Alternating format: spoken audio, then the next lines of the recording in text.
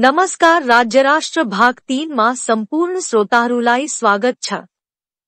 आज हामी राष्ट्र राज्य के हो र यो किन गतार्थ हो भन्ने बारेमा जान्ने छौं। नेपाल आमालाई नमस्कार गर्दै आजको विषय प्रवेश गरौं। राष्ट्र राज्य भाग 3 युरोपको उदाहरणबाट चर्चा सुरु गरौं। जुन बेलामा युरोपमा राष्ट्रियताले आकार ग्रहण गर्दै थियो त्यति बेलाको प्रबलतम युरोपेली प्रतिमानले राष्ट्रलाई पूर्ववर्ती र राज्य परवर्ती मान्यो। परिणाम के भयो भने युरोपमा राष्ट्रियतालाई राष्ट्र राज्य नेशन स्टेट अवधारणाबाट परिभाषित गरियो। जाति एथनिसिटी प्रजाति रेस जस्ता तत्त्वलाई आरम्भिक मानक मानेर राष्ट्र नेशन को परिभाषा गर्ने एवं राज्यको किट्टाकाट गर्ने तत्कालीन युरोपेली प्रतिमान नै राष्ट्र राज्य नेशन स्टेट को आधारशिला हो। यूरोपेली ढांचाको नेशन स्टेट मा जाति एथनिसिटी प्रजाति रेस आदिको आधारमा नेशन को परिभाषा गर्ने हुनाले उही राज्यका नागरिक सबैलाई समेट्ने साझे राष्ट्रियताको अभाव हुन गई समावेशीकरण र बहिष्करणको द्वैविध्यको अवस्था हुने हुनाले त्यो संकीर्ण राष्ट्रियतावादी अवधारणा हो। राष्ट्र राज्य नेशन स्टेट मा पनि राज्य राष्ट्र स्टेट नेशन मा झैं राज्य स्टेट र राष्ट्र नेशन दुईवटा शब्दहरू नै समन्वित छन्, तर शब्दहरूको क्रम फरक तरिकाले राखिएको छ। राज्य राष्ट्रमा राज्य शब्दलाई अगाडि विशेषणको स्थानमा र राष्ट्र शब्दलाई पछाडि विशेषको स्थानमा राखिएको छ भने राष्ट्र राज्यमा राष्ट्र शब्दलाई अगाडि विशेषणको स्थानमा र राज्य शब्दलाई पछाडि विशेषको स्थानमा राखिएको छ। अर्थात राज्य राष्ट्र मा राष्ट्रीयता को परिभाषा एवं पहचान का निमित्त राज्य ने निर्णायक तत्व हो भने राष्ट्र राज्य मा मानिसको जन्मको आधारमा निर्धारित हुने प्रजाति जाति जस्ता तत्वलारी राष्ट्र एवं राष्ट्रीयता को परिभाषा एवं पहचान का निमित्त निर्णायक मानेको देखिन्छ। युरोपेली प्रतिमान यूरोपियन पैराडाइम को यो मान्यताले प्रजाति जाति भाषा सम्प्रदाय सांस्कृतिक पहिचान आदिका आधारमा युरोपभित्र अनेक राष्ट्रहरू पहिचान गरिए। त्यति बेलाको परिवेशमा उनीहरूका लागि यो सहज पनि रह्यो होला। ब्रिटेन कसको, ब्रिटिसको, फ्रान्स कसको, फ्रेन्चको, जर्मनी कसको, जर्मनको, इटाली हल्यान्ड डेनमार्क फिनल्यान्ड रसिया स्पेन अरू पनि देश हेरौं, उही प्रतिमानले निर्णायक भूमिका खेलेको छ। पुरानो युरोपेली परिमाणमा स्वतन्त्र स्वाधीन सार्वभौम सत्ता सम्पन्न देश राज्य को भू राजनीतिक वैधानिक अस्तित्वलाई निर्धारण केले गरेको छ त मूलमा छ उही मान्यता प्रजाति जाति भाषा सम्प्रदाय सांस्कृतिक पहिचान आदि फरक परेपछिति अलग अलग राष्ट्र हुन्, त्यसैले तिनीहरूको राष्ट्रियता भिन्न भिन्न हो र तिनीहरू अलग अलग राज्य हुनु नै वाञ्छनीय हो। उनीहरूले पहिचानको राजनीति आइडेन्टिटी पोलिटिक्स का आधारमा सार्वभौम सत्ताको सवाललाई हल गर्न खोजे। राष्ट्रको परिभाषा गर्ने जुन नेशन स्टेट को आधार वेस्टफालिया सन्धि सन् 1648 मा लिएको थियो त्यसले तत्कालीन युरोपको झगडाको समाधान दिएको थियो। तर युरोपको तत्कालीन परिस्थितिमा बनेको त्यो नेशन स्टेट अवधारणा युरोपमै गतार्थ भइसकेको छ। नेशन स्टेट अवधारणाले वैश्विक तहमा धेरै भूभागमा समस्या पैदा गर्यो र अद्यापि समस्याहरू छन्। कतिपय पश्चिमा विद्वानहरूले विश्वका आधुनिक राजनैतिक चिन्तनहरूको आविष्कार ग्रीसेली युरोपियन अथवा अमेरिकनहरूले गरेको भनी दम्भ गर्छन्, तर ती राजनीतिक चिन्तन लागू गर्ने क्रममा विभिन्न देशमा समस्या उब्जेको तथ्यप्रति भने उनीहरूमा जिम्मेवारी बोध देखिँदैन। पश्चिमाहरूले राष्ट्रको अवधारणा र महत्वलाई बुझेको धेरै भएको छैन। त्यसभन्दा पहिला उनीहरू कबिलावाद भन्दा माथि उठेकै थिएनन्। युरोपको तत्कालीन परिवेश जस्तो थियो त्यसैको असर नेशन स्टेटमा पर्नु अस्वाभाविक थिएन। अर्थात वैभिन्नलाई निर्णायक मानेर बनेका व्यष्टिमूलक पार्टिकुलर्स एकाइ थिए युरोपेली देशहरू। हरेक एकाइसँग एक आपसमा अन्तर्घुलन नभएका विभिन्न जनसमुदाय फरक भाषा फरक सांस्कृतिक पहिचानका साथसाथै अलग्गै रहेका भू खण्ड समेत रहेकाले नै ब्रिटिशको ब्रिटेन फ्रेन्चको फ्रान्स जर्मन को जर्मनी आदि इत्यादि भन्दै पृथक पृथक राष्ट्र नेशन को परिकल्पना गरी सोही अनुसार राज्य को संरचना गर्ने परिस्थिति तत्कालीन युरोपमा बनेको थियो। यद्यपि ब्रिटेन समेत समेटिएको संयुक्त अधिराज्यको निर्माण नै राष्ट्र राज्यको मान्यतामा अटाउन सक्दैन। आफ्नो देशमा समेत उतिबेलै गतार्थ आउटडेटेड भइसकेको मान्यतालाई बलौती साम्राज्यवादको विस्तारसँगै संसारभरि प्रभुत्वशाली प्रतिमान डोमिनेन्ट प्याराडाइम को हैसियतमा स्थापित गर्न उनीहरूले भरमदूर प्रयत्न गरी सफलता समेत पाए। साम्राज्यवादीहरूले अन्य देशमा फुट विद्वेष घृणा प्रवर्धन गर्ने हतियार थियो राष्ट्र राज्य नेशन स्टेट मान्यता। युरोपेलीहरूको तत्कालीन आवश्यकता अनुसार नयाँ राष्ट्र राज्य मान्यताले एकातिर उनीहरूलाई फाइदा पुर्यायो भने अन्य मुलुकहरूमा फुट विद्वेष घृणा प्रवर्धन गरी द्वन्द्व बढाइदियो। तत्कालीन युरोपेली सन्दर्भमा राष्ट्र राज्य अवधारणाले विभिन्न भू सांस्कृतिक राजनीतिक एकाइहरूलाई राष्ट्रियताको आधारमा पहिचानन सीमाङ्कन एवं भू राजनीतिक वैधानिकताको निर्क्यौल गर्न मद्दत पुर्याएको थियो। यद्यपि तत्कालीन युरोपमा फरक भाषा तथा फरक सांस्कृतिक पहिचान भएका एकाइहरूसँग अलग्गै भू खण्ड साथै एक आपसमा अन्तघर्लुन नभएका विभिन्न जनसमुदाय भएकाले नयाँ राष्ट्र राज्य अवधारणाले सकारात्मक योगदान दिएको थियो। अन्यथा एउटै देशभित्र प्रतिस्पर्धी राष्ट्रहरू एवं प्रतिस्पर्धी राष्ट्रियताहरूको किचलो हुने थियो। उक्त हिसाबले मूल्याङ्कन गर्दा राष्ट्र राज्य अवधारणा हिजोको युरोपका लागि वरदान साबित भएको तथ्य उजागर हुन्छ तर वर्तमान युरोपका लागि राष्ट्र राज्य अवधारणा असान्दर्भिक भइसकेको छ। आधुनिक शक्ति संरचनामा युरोपेली अमेरिकी प्रतिमानको प्रभुत्व बढ्दै जाँदा अन्य भूभागहरूमा पनि राष्ट्र राज्य नेशन स्टेट अवधारणा अनुसार नै राष्ट्रियताको व्याख्या हुन थाल्यो। प्रत्यक्ष औपनिवेशिक शासन डाइरेक्ट कोलोनियल रूल को समाप्तिसँगै बेलायत फ्रान्स तथा अन्य युरोपेली मुलुकका पहिलेका उपनिवेशहरूको स्वतन्त्रताका क्रममा नयाँ देशहरू बन्दै जाँदा तिनीहरूलाई पनि राष्ट्र राज्य नेशन स्टेट भनियो। कहिले औपनिवेशिक शासन अन्तर्गत नरहेका देशहरूले समेत देखासिकीमा आफूलाई राष्ट्र राज्य नेशन स्टेट भने। इतिहासको अभिनिर्मित विश्लेषण कंस्ट्रक्टेड एनालिसिस तथा अर्थापन इंटरप्रिटेशन का साथै तत्काल सत्तारूढ़ शक्ति संरचनाको अनुकूल प्रवर्धित संगठनहरूका आडमा नेपाल भारत पाकिस्तान अफगानिस्तान दक्षिण अफ्रिका संयुक्त राज्य अमेरिका क्यानाडा आदि जस्ता देशहरूलाई समेत राष्ट्र राज्य नेशन स्टेट भन्ने एवं मान्ने यथार्थपूर्ण व्यवहार देखियो। नेपाल इन्डिया आदि देशलाई राष्ट्र राज्य भन्नु जरुरी पनि थिएन र औचित्यपूर्ण पनि होइन। नेपाल र इन्डिया जस्ता प्राचीन भारतवर्षका उत्तराधिकारी देशहरूका परिप्रेक्ष्यमा राष्ट्रको निर्माण प्रजातीय जातीय भाषिक साम्प्रदायिक आदि आधार वा मापदण्डबाट भएको होइन। वेदमा भूमिलाई पृथ्वीलारी माता भनिएको तात्पर्यलाई विचार गर्ने हो भने गतार्थ युरोपेली मान्यतामा भूमिबाट पृथक रहेर पनि कुनै जातीय समूहलाई राष्ट्र नेशन मान्ने कुरा नेपाल भारत जस्ता देशहरूको परिप्रेक्ष्यमा यहाँको ऐतिहासिक तथ्यसँग सर्वथा नमिल्ने कुरा हो भन्नुपर्ने हुन्छ। राष्ट्र शब्द स्पष्टतया भूभाग बोधक हो र अर्थशास्त्र एवं शुक्रनीतिको साक्ष्यले पनि भूभाग बिनाको राष्ट्र भारतवर्षीय राजनीतिक चिन्तनमा मानिएको छैन भन्नुपर्ने हुन्छ। यहाँ त भूमि र जनको सविद्यमानता हुने पर्छ। राष्ट्रको संकीर्ण परिभाषा गर्ने एवं राष्ट्रलाई पूर्ववर्ती र राज्यलाई परवर्ती मान्ने युरोपेली दृष्टिकोणलाई वैदिक विपरीत देखिन्छ किनभने राष्ट्र नै प्रमेय मुख्य उपादेय तत्व मानी राष्ट्रको व्यावहारिक सार्थकता चाहिँ राज्यबाट नै सुनिश्चित हुने मान्यतालाई वेद एवं वैदिक धाराका सान्दर्भिक शास्त्रहरूले मानेका छन् जसलाई बौद्ध जैन किराती बोन आदिले पनि आत्मसात गरेको देखिन्छ।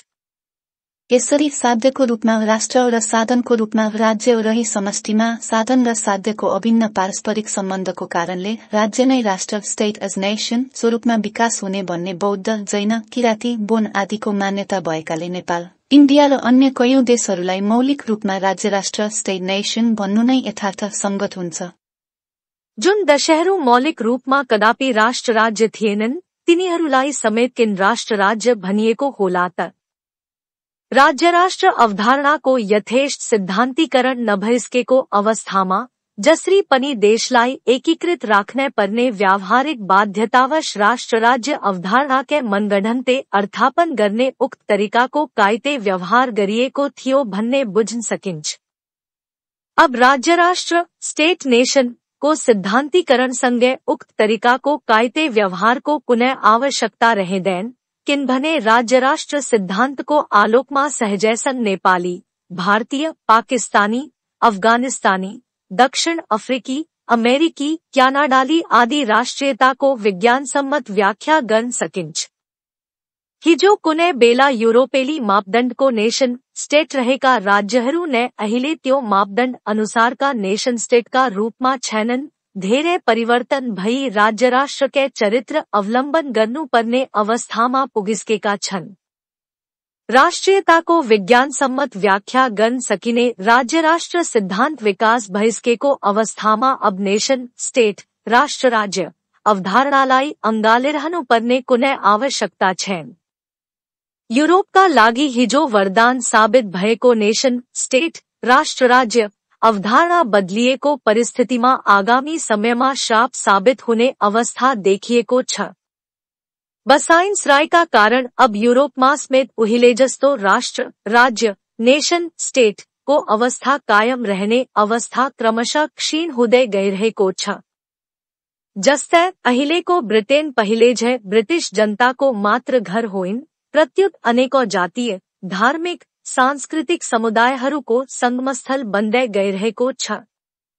अहिलेको फ्रान्स वा अन्य युरोपेली देशको नियति पनि उही हो।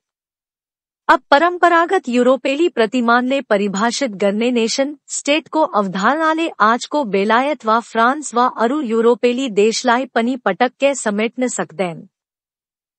अनि प्रजाति, जाति, भाषा, धार्मिक सम्प्रदाय, सांस्कृतिक पहिचान आदि फरक परेपछि अलग अलग राष्ट्र हुने, तिनीहरूको राष्ट्रियता पनि भिन्न भिन्न हुने र सोही अनुरूप अलग अलग राज्य हुनुपर्ने पुरानो युरोपेली प्रतिमान लागू गर्न पनि पटक्कै मिल्दैन किनभने हिजो जस्तो एक आपसमा अन्तर्घुलन नभएको जनसमुदाय, फरक भाषा, फरक सांस्कृतिक पहिचानका साथसाथै अलग्गै रहेका भू-खण्ड समेत रहेका व्यष्टिमूलक पर्टिक्युलरिस्ट एकाई अर्थात नेशन स्टेट अब छैनन् वा निकट भविष्यमै रहने छैनन्।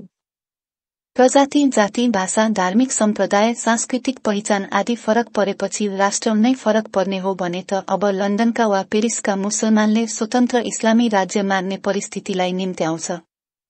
तर क्रिस्चियन र मुसलमान वा अरूका बस्तीहरू छासमिस भएकाले उनीहरूसँग अलग्गै अलग्गै भू-खण्ड त छैनन्। यस्तो पृष्ठभूमिमा पुरानो युरोपेली प्रतिमान अनुसार राष्ट्रलाई पपूर्ववर्ती र राज्य परवर्ती भन्न मान न बेलायतले सक्छ, न फ्रान्सले सक्छ, न त अरू कुनै पनि देशले यस्तो जोखिमलाई स्वीकार्न सक्छ। आफ्नो अस्तित्व नै खतरामा पर्ने अवस्थामा कुनै पनि देशले आफूभित्र प्रतिस्पर्धी राष्ट्रियताहरूलाई स्थान दिन चाहँदैन र सक्दैन पनि। अर्थात् आजको बेलायतले वा फ्रान्सले हिजो जस्तो प्रजाति, जाति, भाषा, धार्मिक सम्प्रदाय, सांस्कृतिक पहिचान आदि फरक परेपछि अलग अलग राष्ट्र हुने, तिनीहरूको राष्ट्रियता पनि भिन्न भिन्न हुने र सोही अनुरूप अलग अलग राज्य हुनुपर्ने पुरानो युरोपेली प्रतिमान अवलम्बन गर्न सक्दैनन्। प्रत्युत त्यहाँ पनि राज्य, राष्ट्र, स्टेट, नेशन नै अस्तित्वमान भइरहेको अवस्था हो। संयुक्त राज्य अमेरिकामा त उक्त पुरानो युरोपेली प्रतिमान लागू हुने अवस्था नभएकाले त्यहाँ सुरुदेखि नै राज्य, राष्ट्र, स्टेट, नेशन को अवधारणा अनुरूप देश बनेको हो। तर युरोपबाट बसाई सरेका गारोहरूको हकमा विविधतालाई समन्वय गर्न सकेको भए तापनि अमेरिकाका आदिवासी, मूलवासी तथा अफ्रिकी मूलका काला समुदायलाई न्याय गर्न नसक्नु त्यो देशको इतिहासमै कलंकको विषय हो। युरोपेली प्रतिमानले नयाँ परिस्थितिमा एकत्वलाई बुझाउन राष्ट्रियता भन्ने र विविधतालाई अत्र्याउन सांस्कृतिक राष्ट्रियता कल्चरल नेशनालिटी को अवधारणालाई अगाडि सार्ने गरेको पाइन्छ। तर हिजो अर्कै परिस्थितिमा बनेको राष्ट्र, राज्य, नेशन, स्टेट अवधारणा, मान्यता, सिद्धान्तलाई पूर्णतः विस्थापन गर्न र राज्य-राष्ट्र सिद्धान्तको पर्याप्त मूल प्रवाहीकरण हुन नसकेसम्म विघटनको खतराबाट कदापि मुक्त हुन सक्नेवाला छैनन्। उतिबेला नेशन, स्टेट स्वरूपमा संरचित देशहरू उनीहरूले कि त पार्थक्य, वैभिन्य, व्यष्टि प्रधानतामा आधारित राष्ट्र राज्य, नेशन स्टेट मान्यतालाई अवधारणात्मक, वैचारिक, सैद्धान्तिक आधारबाटै नामेट पार्न सक्नुपर्छ, अन्यथा प्रजाति, जाति, भाषा, धार्मिक संप्रदाय, सांस्कृतिक पहिचान, क्षेत्रीय पहिचान आदिको अहंकारबाट निःसृत नयाँ राष्ट्रहरूबीचको महत्वाकांक्षाले भविष्यमा पैदा गर्ने प्रतिस्पर्धी राष्ट्रियताहरूको अन्त्यहीन संघर्षको कष्टप्रद द्वन्द्वको परिणाम भोग्नु पर्ने हुन्छ। नेपाल भारत जस्ता देशमा त प्रजाति, जाति, भाषा, धार्मिक सम्प्रदाय, सांस्कृतिक पहिचान, क्षेत्रीय पहिचानका साथसाथै गोत्र र जात, कास्ट समेत राजनीतिक महत्वाकांक्षाका बहाना बन्ने सम्भावना रहेको थप जटिलतापूर्ण अवस्था छ। राष्ट्र राज्य अवधारणा वास्तवमा एक विषवृक्षका रूपमा मौलाएको देखिन्छ, जसको मूलमा पार्थक्य, वैभिन्य, व्यष्टि प्रधानता छ र जसले नितान्त जन्मका आधारमा पैदा हुने जातीय अहंकारवाद, घृणावाद र हिंसात्मक द्वन्द्वलाई मलजल गर्छ। यो यस्तो अवधारणा हो जसले जाति, रङ, भाषा आदिका आधारमा भेद गर्छ। पुराणोक्तार्थ यूरोपेली मान्यताको राष्ट्र राज्य, नेशन स्टेट मा राष्ट्र विशेषण र राज्य चाहिँ विशेष वा साध्य मानिएको हुनाले सो राष्ट्र राज्य सर्वसत्तावादी शासकीय मान्यताको पृष्ठपोषक हुन्छ। युरोपमा जन्मेको फासीवाद, फैसिज्म तथा नाजीवाद, नजिज्म र दक्षिण अफ्रिकामा विगतको रंगभेदी शासन राष्ट्र राज्य अवधारणाकै परिणति हो भन्दा अत्युक्ति हुँदैन। याजिदी वा येजिदी, कुर्द, पाकिस्तानका धार्मिक अल्पसंख्यक समुदाय आदिको कष्ट, उनीहरूमाथि भएको उत्पीडन एवं नृशंस हिंसा र त्रासद अवस्थाको अन्त्यका लागि आवश्यक अनेक तत्त्वहरूमध्ये एउटा त नेशन स्टेटको विसर्जन र राज्य-राष्ट्रको मान्यता स्थापित हुनु आवश्यक देखिन्छ। अहिले अल कायदा, इस्लामिक स्टेट, बोको हराम आदि इत्यादिको मूलमा पनि संकीर्ण पार्थक्यवादी, वैभिन्यवादी, अहंकारवादी, घृणावादी सोच छ। पुरानो युरोपेली प्रतिमानले स्थापित गरेको राष्ट्र राज्य मान्यता र अहिले उब्जेका अल कायदा, इस्लामिक स्टेट जस्ता संकीर्ण पार्थक्यवादी, वैभिन्यवादी, अहंकारवादी, घृणावादी सोचले प्रतिस्पर्धी राष्ट्रियताहरूको अन्त्यहीन संघर्षलाई मलजल गर्छन्। पुरानो युरोपेली प्रतिमान अनुसारको राष्ट्र राज्यको अवधारणाले अराजकतालाई निम्त्याउने सम्भावना रहन्छ भन्ने तथ्य कथित सील्यान्ड को उदाहरणबाट सहजै उजागर हुन्छ। इंग्ल्यान्डको समुद्री तटबाट करिब 12 किलोमिटर परको दूरीमा रहेको, समुद्रमा 2 पिल्लरमाथि निर्मित किल्ला एचएम फोर्ट रफ्स वा रफ्स टावरका एकजना निवासीले त्यसको नाम सील्यान्ड राखेर आफ्नो निवास एक स्वतन्त्र राष्ट्र हो भन्ने दाबी गरे। उनको निधनपछि उनका छोराले आफूलाई सील्यान्डको राष्ट्राध्यक्ष तथा सरकार प्रमुख भनेर दाबी गरिरहेका छन्। समुद्रमा 2 पिल्लरमाथि निर्मित एक व्यक्तिको स्वामित्वमा रहेको सानो कृत्रिम संरचनालाई समेत स्वतन्त्र राष्ट्र भनेर दाबी गर्न मिल्ने आधार प्रदान गर्ने पुरानो युरोपेली राष्ट्र राज्य अवधारणा कति हास्यास्पद रहेछ भन्ने यो ज्वलन्त प्रमाण हो।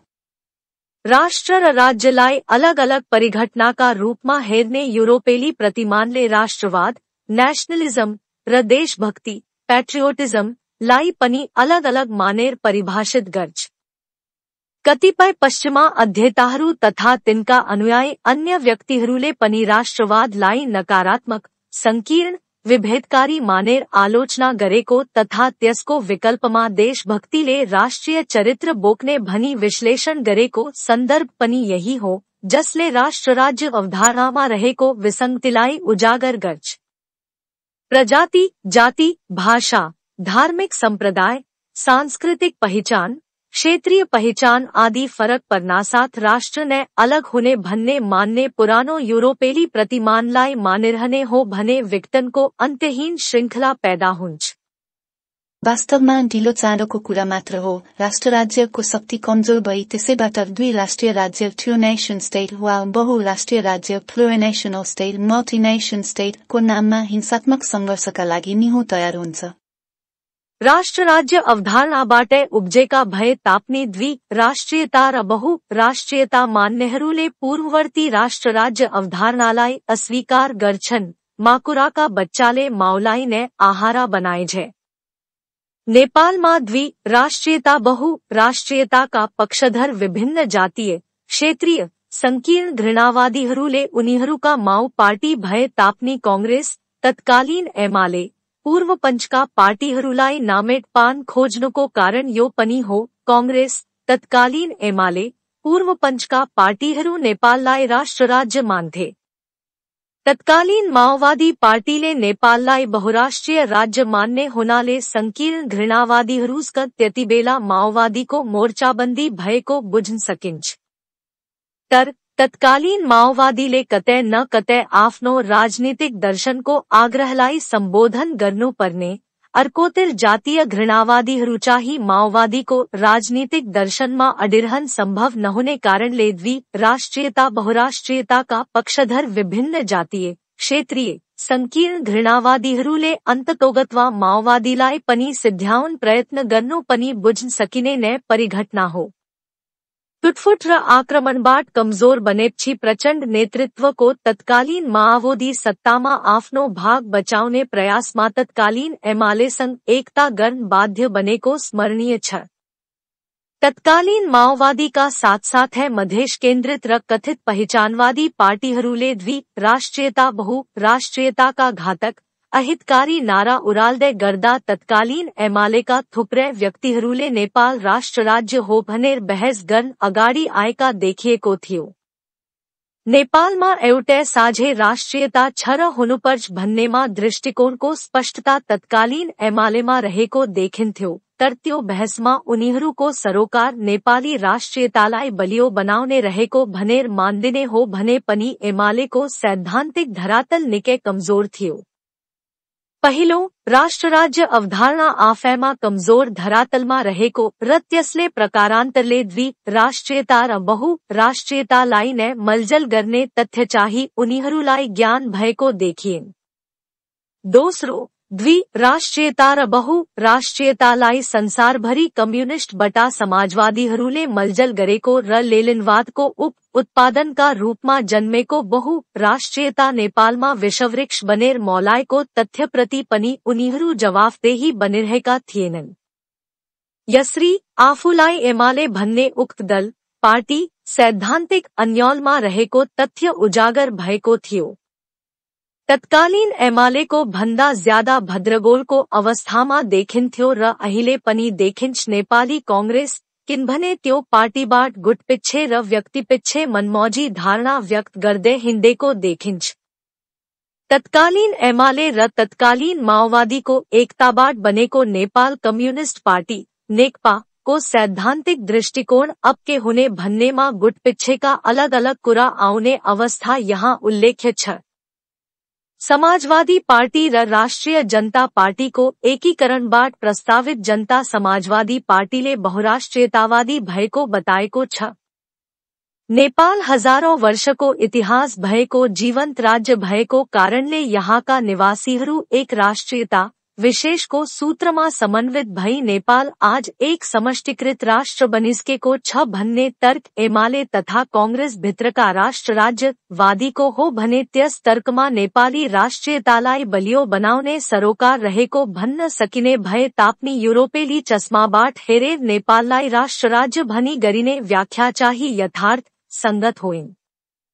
राष्ट्र राज्य नेशन स्टेट मान्यताको चुलो नै जाति एथनेसिटी प्रजाति रेस कबिला ट्राइब आदिलाई आरम्भिक मानक मानेर राष्ट्र नेशन को परिभाषा गर्ने एवं राज्यको किट्टाकाट गर्ने भएकाले त्यसभित्र द्विराष्ट्रियता बहुराष्ट्रियता को बिउ रहेको छ।